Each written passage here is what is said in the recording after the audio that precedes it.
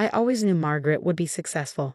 From the time we were kids, she had that spark, that perfect mix of charm and ruthlessness that spelled success in the business world. I was the quiet one, the studious one, the one our parents described as sweet, while they bragged about Margaret's latest achievement. My name is Sarah Chen, and this is the story of how I learned that being underestimated can be your greatest advantage. Growing up, Margaret was always the star of the family. While I spent my weekends buried in business textbooks, she was winning debate competitions and running successful fundraisers. Your sister has a natural talent for business, our father would say, beaming with pride as Margaret counted the profits from her latest school venture. I didn't mind, not really. I had my own dreams, my own plans. While Margaret focused on flash and immediate results, I studied market trends, business psychology, and innovative management techniques. I was playing the long game, even if nobody else saw it. After college, Margaret landed a prestigious position at Anderson & Brooks, one of the top consulting firms in the city. Within 2 years, she was leading her own team. I took a different path, starting at a smaller firm where I could learn every aspect of the business from the ground up. Still working at that little company, Margaret would ask during family dinners, her voice dripping with condescension. "You know I could put in a word for you at Anderson & Brooks. Entry level, of course, but it would be a start." I would just smile and change the subject. What Margaret didn't know, what nobody knew, was that I was building something of my own. Every client interaction, every project, every late night poring over reports was teaching me something valuable. Then came the opportunity that would change everything. It started with a simple email from James Morrison, CEO of Morrison Technologies.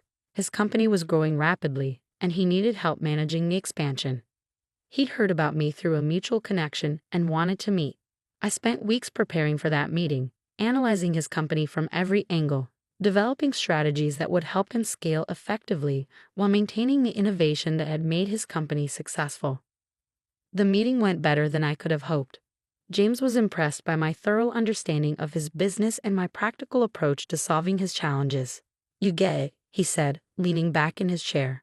"You actually understand what we're trying to build here." That night, I couldn't wait to share my success with my family. We were having our regular Sunday dinner, and for once I had something that could match Margaret's endless stream of achievements. Morrison Technologies. Margaret's fork clattered against her plate. "James Morrison." "The James Morrison?" I nodded, trying to contain my excitement. "He signed an exclusive consulting contract with me. We're starting next month." The table went silent. Even our parents, who usually hung on Margaret's every word, were staring at me in shock. That's impossible," Margaret sputtered. "Morrison Technologies is worth billions. They wouldn't trust their expansion to someone from a tiny firm like yours." "Well, they did," I said quietly, taking a sip of wine to hide my smile. Margaret's face went through a series of expressions before settling into something that looked almost predatory. "You know, Sarah," she said, her voice honey-sweet, "this is actually perfect timing. I've been thinking about making a change, striking out on my own. Maybe we could work together on this. You could really use my experience." Warning bells went off in my head. Margaret had never shown any interest in working with me before. But before I could respond, our parents jumped in. "What a wonderful idea," Mom clasped her hands together. "You two working together, it would be perfect. Margaret could handle the important client meetings, and Sarah, you could do all the background work." Dad nodded enthusiastically. "Your sister's right, Sarah. This is too big for you to handle alone. You need Margaret's expertise." I looked around the table, at Mom and Dad's eager faces, at Margaret's calculating smile, and for the first time in my life, I stood my ground. "Thanks, but no thanks," I said firmly. "I've got this handled." Margaret's smile disappeared. "Don't be stupid, Sarah. You've never handled anything this big before. You'll mess it up without my help." "I appreciate your concern," I replied, standing up, "but I've worked hard for this opportunity and I'm going to see it through on my own." I left before they could argue further, but I could feel Margaret's eyes burning into my back as I walked out. The next few weeks were intense but exhilarating. Working with Morrison Technologies was everything I'd hoped for and more. James and his team were receptive to my ideas, and the initial results were promising. Then the whispers started. First, it was just a few odd comments from clients. "I heard you're partnering with your sister on this," one said. That must be exciting. No, I corrected them. I'm handling this independently. But the whispers grew louder. Somehow, word was spreading that Margaret was involved in the Morrison Technologies project. I started getting emails addressed to both of us, meeting invitations that included her name. Finally, James called me into his office, looking concerned. "Sarah, we need to talk," he said, shuffling through some papers on his desk. "I'm a bit confused. I've been getting calls from your sister, discussing our project plans." My blood ran cold. "What?" He slid a business card across the desk. It was Margaret's new card, freshly printed with her own consulting firm's logo. And there, under her name, were the words, "Lead Consultant, Morrison Technologies Project." "She's been reaching out to our board members," James continued. "She seems to know a lot about our strategic plans. Said you had brought her in as a partner." "I did not," I said, my voice shaking. "I would never." "She's very convincing," James said gently. "She had details about our discussions, about the strategies we've been developing." That's when I realized Margaret had accessed my laptop during that family dinner. I'd left it in the study while we ate, and she must have copied my files. All my careful plans, all my strategic analysis, everything I'd worked so hard to develop. She's stolen it all. The next few days were a blur of damage control. I tried to explain to James what had happened, but Margaret had already sunk her claws in deep. She convinced several board members that she was the real business genius behind the strategies, that I was just the detail person who'd helped with the grunt work. It all came to a head at the next board meeting. I walked in to find Margaret already there, perfectly poised in her designer's suit, presenting my ideas as her own. As I was explaining to the board, she said smoothly as I entered, "My sister's initial work provided a good foundation, but what you really need is someone with high-level experience to execute these strategies properly." I stood there, watching as she displayed slides I had created, discussed concepts I had developed, all while our parents' words echoed in my head. "This is too big for you to handle alone." When Margaret finished her presentation, she turned to me with a smile that didn't reach her eyes. "Sarah, dear, why don't you share your thoughts? I'm sure you have some minor details to add." That was the moment everything changed. Looking at my sister's smug face, at the board members nodding along with her, something inside me snapped, but not in the way they expected. I smiled back, gathered my things, and walked out without saying a word. Margaret had won this battle. She could have Morrison Technologies, but she just taught me the most valuable lesson of my life. Trust no one. Document everything, and always have a backup plan. That night, I sat in my apartment, surrounded by years of research, client notes, and business plans. Margaret might have stolen my biggest client, but she hadn't stolen my brain, my experience, or my determination. I opened my laptop and created a new folder, Phoenix Consulting. It was time to rise from the ashes. The first thing I did after losing Morrison Technologies was document everything. Every email, every presentation, every strategy document I created. I compiled it all into a detailed portfolio, not for legal action, but for something more valuable, proof of my capabilities. Margaret might have stolen my work, but she couldn't steal my process. I spent the next month rebuilding from scratch. During the day, I continued working at my small firm, but my nights were dedicated to developing Phoenix Consulting. I wasn't just creating a business. I was creating something that would change the entire industry's approach to strategic growth. While Margaret focused on flashy presentations and big promises, I developed a unique methodology combining data analytics with human-centered design thinking. It wasn't sexy, but it was revolutionary. "You're making a mistake," my mother said during one of her guilt trip phone calls. "Margaret's doing so well with Morrison Technologies.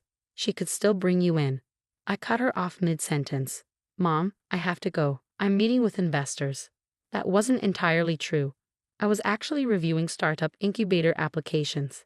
I'd realized something while watching Margaret steal my work. The real opportunities weren't with established corporations like Morrison Technologies.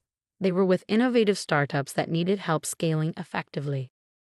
The first break came from an unexpected source. Lisa Zhang, a former colleague from my small firm days, had joined a promising AI startup called Neuratech. They were brilliant at technology but struggling with business development. "Their tech is amazing," Lisa told me over coffee, "but they need help translating it into actual market success." I remembered how you helped scale that healthcare app last year. I spent that night reviewing Neurotech's business model and developing a preliminary strategy. By morning, I had a detailed proposal that showed exactly how they could optimize their growth while maintaining their innovative edge. The meeting with Neurotech's founders went differently than my Morrison Technologies presentation.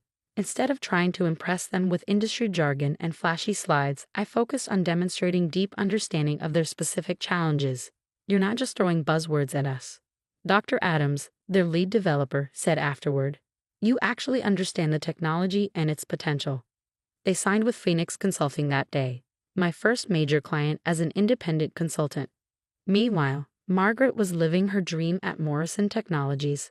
Her Instagram was full of power poses in front of corporate logos and humble brag posts about leading the biggest tech expansion in the city's history. What she didn't post about were the growing problems with her implementation of my strategies. She'd understood the words in my plans but not the underlying principles. It was like someone following a recipe without understanding cooking. One small change could ruin the entire dish. I heard through industry contacts that projects were running behind schedule, costs were spiraling, and team morale was plummeting. Margaret's solution was to call more meetings and create more PowerPoint presentations. But I was too busy to gloat. Neurotech's success with my methods had caught attention in the startup community. Suddenly, my inbox was full of inquiries from other innovative companies looking for similar results. I hired Lisa away from her job to help manage the growing workload. Then I brought in David Martinez, a brilliant data analyst I'd worked with on previous projects. Within 6 months, Phoenix Consulting had grown to a team of 10, each person carefully chosen for their expertise and commitment to our methodology. 1 year after Margaret's betrayal, I was sitting in my new office reviewing quarterly reports when Lisa burst in. Have you seen this? She asked, holding up her phone. It was a news article about Morrison Technologies. The stock had dropped 30% after a disastrous quarterly report. The ambitious expansion Margaret had been managing had failed spectacularly. Sources inside the company cite mismanagement and poor strategic planning as key factors in the downturn. The article read, several board members have called for a complete review of all recent strategic initiatives. I set the phone down and turned back to my work. I had proposals to review for 3 new clients, all referred by satisfied customers. That weekend, during our mandatory family dinner, Margaret was uncharacteristically quiet. The usual designer outfit was replaced with something off the rack, and dark circles showed through her carefully applied makeup. The market is just volatile right now, she said defensively when Dad asked about the Morrison Technologies news. Everything's under control. I have a plan. I focused on my food, but I could feel her eyes on me throughout the meal. Finally, as I was helping Mom clear the dishes, Margaret followed me into the kitchen. Look, she said, voice low. I know we've had our differences, but I need your help. The board is breathing down my neck, and nothing's working like it did in your original plans. I placed the dishes in the sink carefully before turning to face her. Nothing's working because you don't understand the underlying principles. You stole the what but didn't comprehend the why. I can pay you, she pressed on as if I hadn't spoken. Morrison Technologies has a generous consulting budget. No, I said simply. Don't be petty, she snapped, mask slipping. This is business. I need those strategies updated. Those weren't just strategies, Margaret. They were a complete methodology that required understanding the company's DNA, their team dynamics, their true potential. You can't just copy and paste success. Oh, and I suppose you're some kind of business genius now, she sneered. I saw your little startup clients. Playing with companies nobody's ever heard of. I pulled out my phone and pulled up Phoenix Consulting's latest financial report. Here are the numbers for my little company. We're projecting 300% growth this quarter. Every single one of our clients has exceeded their growth targets, and we have a waiting list of companies wanting to work with us. Margaret's face went pale as she looked at the figures. How? That's impossible. You've only been operating for a year. I've been operating my whole life, Margaret. While you were focused on looking successful, I was learning how to create success. Real, sustainable, repeatable success. The next month, everything fell apart for Margaret. The Morrison Technologies board called for an independent audit of all her work. When they discovered most of her strategies were copied from my original proposals and poorly implemented, they terminated her contract immediately. Margaret always seemed more focused on taking credit than delivering results. I overheard one board member tell another at an industry event. The real question is, who actually developed those initial strategies? They were brilliant, just badly executed. I didn't step forward to claim credit. I didn't have to. My success was speaking for itself. Phoenix Consulting continued to grow. We moved into larger offices, expanded our team, and developed new methodologies for different types of businesses. Our client success stories attracted attention from major business publications. The Phoenix Approach: How a Boutique Consulting Firm is Revolutionizing Business Growth, read the headline in Business Weekly. The article detailed our unique methodology and outstanding success rate, featuring interviews with satisfied clients and industry experts. Margaret tried to rebuild her reputation, but her association with the Morrison Technologies failure followed her. She started her own consulting firm, attempting to copy Phoenix's methods, but without understanding the fundamental principles, she couldn't replicate our success. Then came the final blow. James Morrison himself reached out to me. "I made a mistake," he said during our meeting. "I let politics and flashy presentations distract me from what really mattered: actual results. Would you consider taking Morrison Technologies back as a client?" Under new management, of course. I considered it for a moment, then shook my head. I appreciate the offer, but Phoenix Consulting is focused on working with innovative companies that are trying to build something meaningful. I'd be happy to refer you to some other consultants who might be a better fit. The look of shock on his face was priceless. The Sarah Chen of 2 years ago would never have turned down such a prestigious client. But I wasn't that person anymore. Last week, I received an invitation to speak at the annual Business Innovation Summit, the same event where Margaret had once mockingly suggested I could hand out programs. My keynote speech would be about authentic leadership and sustainable business growth. The day before the summit, I received a text from Margaret. "I heard you're speaking tomorrow. Mom and Dad want to know if you can get them VIP passes." I stared at the message for a long moment before replying. "The event is sold out, but I heard they're streaming it online. Registration is $500 per person. Maybe you can expense it to your new company?" Oh wait, perhaps that was petty, but after years of condescension and manipulation, it felt good to finally stand my ground.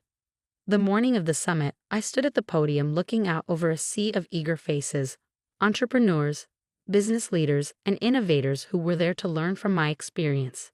In the middle of my speech about authentic success and sustainable growth, I spotted a familiar face in the back of the room. Margaret had bought a ticket after all. She sat there in her off-the-rack suit, frantically taking notes as I explained the principles she had never understood. Our eyes met briefly, and for the first time in our lives, I saw something new in her expression: respect. After the speech, my phone buzzed with a notification. Margaret had posted on LinkedIn, "Congratulations to my sister Sarah Chen on an inspiring keynote at #BI Summit. Your success is well deserved." I should have listened years ago. I smiled and slipped my phone back into my pocket without responding. Some lessons have to be learned the hard way. Today, Phoenix Consulting has offices in 3 cities and a team of 50 brilliant professionals. Our client waiting list is months long, and we're constantly developing new ways to help innovative companies achieve sustainable growth. Margaret? Last I heard, she was filing for bankruptcy protection for her failed consulting firm. Mom still brings up at every family dinner how I should help her out, give her a job at Phoenix. I just smile and change the subject. Some people never learn, but I did. Success isn't about who can shout the loudest or take credit the fastest. It's about understanding, innovation, and staying true to your principles. And sometimes the quiet ones really do finish first.